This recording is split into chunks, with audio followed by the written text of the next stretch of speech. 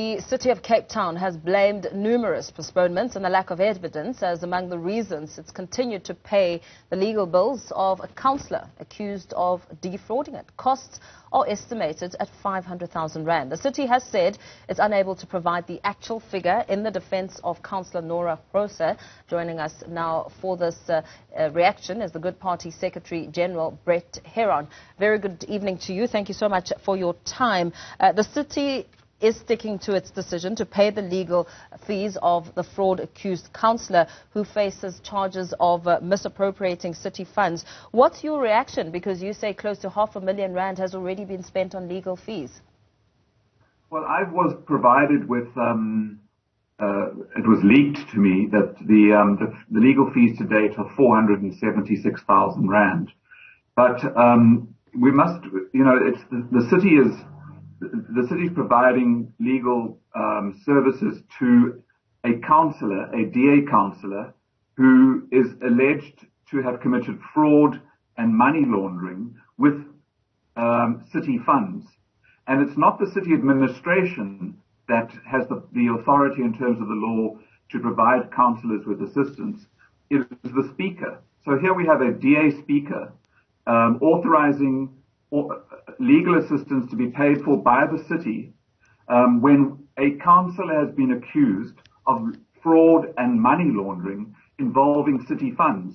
I mean, it's absurd to think that the city is paying for the legal defense of someone who's alleged to have defrauded them. Now, you say that the amount of how much the legal fees was leaked to you, speaking to perhaps a bit of caginess and a lack of transparency when it comes to knowledge of how much is being used to foot the bill. Well, if the city is denied to you that they know how much has been paid so far, that would be false, because they would just have to look up the invoices that have been paid so far, which is how I got the information. It was leaked to me that so far the orders, which means the total amount that is due to the attorneys is 480 thousand, and they've paid 476,000 of the 480 already. So that information is easily and readily available to the city, and they can provide it. But the point really is that giving this legal assistance to a councillor who is accused of defrauding the city in connection with COVID-19 food relief funds is wrong, it's unlawful, it's unethical. And although the city claims that it has the right to do so lawfully in terms of the municipal legislation, that legislation is meant to assist councillors who are cited in legal proceedings arising out of the exercise of their powers. So that would be, for example, the mayor, who is the appeal authority for planning applications. If the mayor decides to approve a building application and it's taken on review and the mayor is cited as one of the parties in the litigation, that's when he has exercised his powers and it has given rise to legal proceedings. That's what the law intended. And the hypocrisy of it is that the DA took the presidency to court and former President Zuma to court to say that you cannot use public funds to pay private lawyers to defend you when you're accused of stealing money from the public. And this is exactly the same circumstance. And the DA won the case. Yes. They won that case. Yeah. The case has now set a precedent, and they are ignoring the precedent that they themselves secured for South Africans. So what happens now? What would you like to see happen? Well, I would like the city, its leadership, that means the government, being the DA as a government, and the administration led by the city manager, to be cooperating with the Hawks and the National Prosecuting Authority in assisting them to protect public funds. And they have a conflict now because instead of assisting the Hawks and the Prosecuting Authority, they're providing legal defense to the accused. So that's the one thing I would like. I would like them to do what is lawful, which is not to use public funds to pay for this legal defense.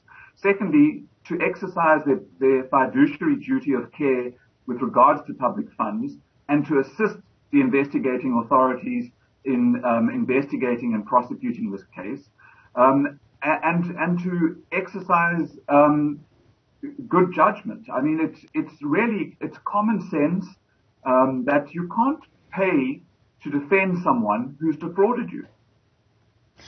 So other parties have also weighed in, like the ANC, which has said that they, in fact, now pursuing this matter and taking it to the Office of the Public Protector. Will you be supporting parties like the ANC when it comes to getting more clarity and perhaps a more intricate investigation taking place? Well, the ANC is a bit late with that. I've already submitted this to the Public Protector last year. So the investigations that the Public Protector's Office are conducting are well advanced. And hopefully the Public Protector will issue a finding soon, because I think that the law, the judicial precedent that's been set in certainly the DA versus the Jacob Zuma case is clear that what the city is doing is wrong. And they need to explain to us why they are so hell-bent on defending this case, because it raises a lot of questions around whether this case they as a party benefited from this transaction. Because I can't understand why a political party which claims to be the best run government in South Africa, which claims transparency, is so hell-bent on defending a councillor who is accused of fraud and money laundering. And the only explanation that I can come to is that somehow the DA has benefited from this transaction. Yeah, very well. Thank you so much for your reaction. Thanks for weighing in on this. Good Party Secretary General Brett Herron speaking there about